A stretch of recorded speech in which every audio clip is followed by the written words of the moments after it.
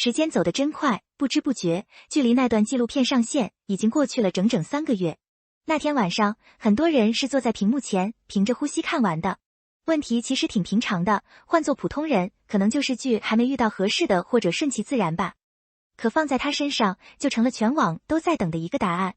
镜头里的他没有躲闪，也没有准备什么漂亮的套话，只是很平静地说了一句：“我觉得太遥远了。”话音落下的时候，弹幕里先是静了一瞬，紧接着就涌了上来。有人觉得这话太实在，实在到让人有点意外，也有人心里咯噔一下，觉得是不是太冷了些。其实仔细想想，在那个被流量和热搜裹挟的环境里，能有人愿意把遥远这2个字说得这么坦荡，本身就已经是一种难得的清醒了。我们总习惯把艺人的生活想象成另一个平行宇宙，好像他们就该在某个节点顺理成章地步入婚姻，完成某种大众期待的人生剧本。可现实哪有那么工整？他后来接着往下说的那些话，听着平淡，却字字句句都落在了实处。工作排得密不透风，身份像一层无形的罩子，把普通人那种下班后买菜、周末陪家人散步的日常挡在了外面。他说，连做个完整的自己都成了需要小心翼翼去争取的事。与其在力所不能及的地方勉强应付，不如把眼前的日子过踏实。这话听着像是一种退让，可仔细咂摸，里头藏着的是对自己也对他人的一种负责。没有为了迎合谁去编织一个美好的幻想，也没有用模棱两可的官方辞令去打太极。他就是把摊开的现实原原本本的交了出来。那时候网上吵得热闹，夸他通透的有，说他疏离的也有。可热闹终究会散，日子总得往下过。3个月的时间，足够让很多情绪沉淀下去，也足够让一些原本模糊的轮廓慢慢显出清晰的底色。前阵子4月中旬的上海，春末的风里已经带上了初夏的燥热。China GT 中国超级跑车锦标赛的赛道旁，人头攒动，5万张票，提前1个半月就没了踪影，连售票系统的页面都一度卡得转不动圈。原本只是赛车圈子里的专业赛事，硬生生被挤出了演唱会般的阵仗。看台上，连片的绿色应援牌随着引擎的轰鸣起伏，连平时只出现在科技发布会上的雷军，也特意从北京驱车赶了过来。可坐在赛车里的他，似乎对这些喧嚣早已习以为常。50多度的座舱温度，裹在厚重的防火赛车服里，呼吸都带着灼热感，汗水顺着护目镜的边缘往下淌。可方向盘握在手里，他的眼神始终没乱过。排位赛2分03秒357，比去年快了近1秒。正赛起步的位置不算靠前，排在第24。绿灯亮起的那一刻，车子像离弦的箭，可他没有急着去拼抢，而是稳稳地贴着弯心，一寸一寸地把距离拉回来。全程零失误，冲线，拿下 GT3 AM 组的冠军。领奖台上没有长篇大论的感言，也没有刻意煽情的拥抱，他只是笑了笑，说了4个字，还要继续练。这4个字听着轻描淡写，可只有真正靠近过那条赛道的人才知道，里头藏着多少不为人知的重量。赛车从来不是踩踩油门兜个风那么简单，国际汽联的D级执照不是靠人气就能换来的通行证。从2025年正式把重心往赛车领域倾斜，1年多的时间，6次参赛，6次站上领奖台。这数字背后是推掉的商业邀约，是搁置的影视剧本，是日复一日泡在维修区里的汗水。手上的茧子厚了一层又一层，防火手套换了一副又一副，肌肉的酸痛成了常态，可他从不把它当成什么值得大肆渲染的谈资。有时候练到连抬胳膊都觉得费劲，也就是在休息区喝口水，缓一缓，接着又坐回驾驶舱。那种拼劲，熟悉他的人一眼就能认出来，和他当年在练舞房里一遍遍抠动作，在片场里为了一个镜头反复打磨的模样，如出一辙。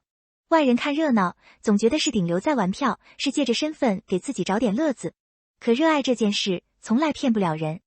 你把多少时间砸进去，他就会在方向盘的反馈里，在过弯的轨迹中，原原本本的还给你看着他在赛道上那股子不声不响却死磕到底的劲儿。很多人大概都会想起黄渤多年前说过的一句话。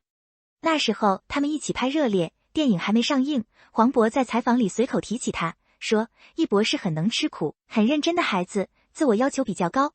话很平常，没有华丽的修辞，可现在回过头看，却像是一面镜子，照出了他这些年走过的路。拍热烈那会儿，为了把那个街舞少年陈硕演活，他把自己关在舞房里整整半年，每天练够8个小时。腿疼得下不了地，就打封闭继续跳，只为镜头里的那几秒能经得起放大。那时候没人知道他后来能走多远，只知道这个年轻人身上有一股不讨巧却极其扎实的韧劲。其实这种韧劲，早在他13岁那年就埋下了种子。一个人拖着行李去韩国做练习生，语言不通，规则残酷，竞争像悬在头顶的刀，没有退路，也没有人可以依赖。早上9点练到凌晨4点，全年无休，膝盖积水，声带发炎，身上的伤心就交替。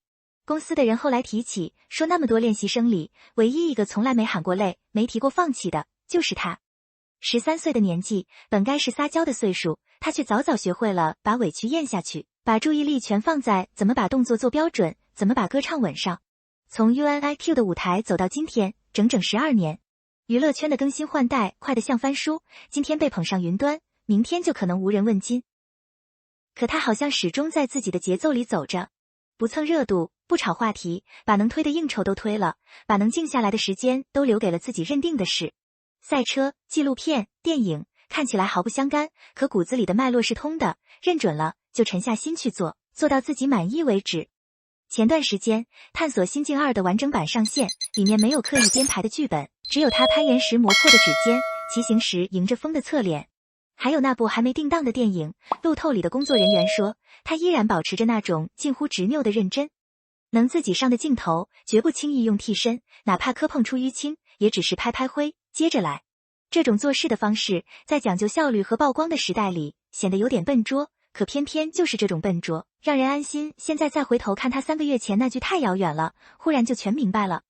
那不是推开，也不是冷漠，而是一个人在看清自己当下处境后做出的最诚实的选择。他知道自己的时间被切割的细碎，知道自己的身份注定无法给一段亲密关系提供寻常的陪伴。与其用轻飘飘的承诺去敷衍，不如把遥远说出来，留白也留余地。这3个月里，他没有去解释什么，也没有刻意证明什么，只是安安静静的把日子过成了现在的样子。赛道上的专注，镜头前的较真，生活里的克制，都在无声地回应着外界的猜测。网上依然有声音在说他高冷、不合群，甚至质疑他除了外表一无所有。可这些声音从来没能打乱他的步调。他好像早就习惯了在喧嚣里找安静，在浮华里守本分，不辩解，不迎合，只把力气用在看得见的地方。其实仔细想想，这个行业从来都不缺耀眼的面孔，缺的是能在热闹退去后，依然愿意低头打磨手艺的人。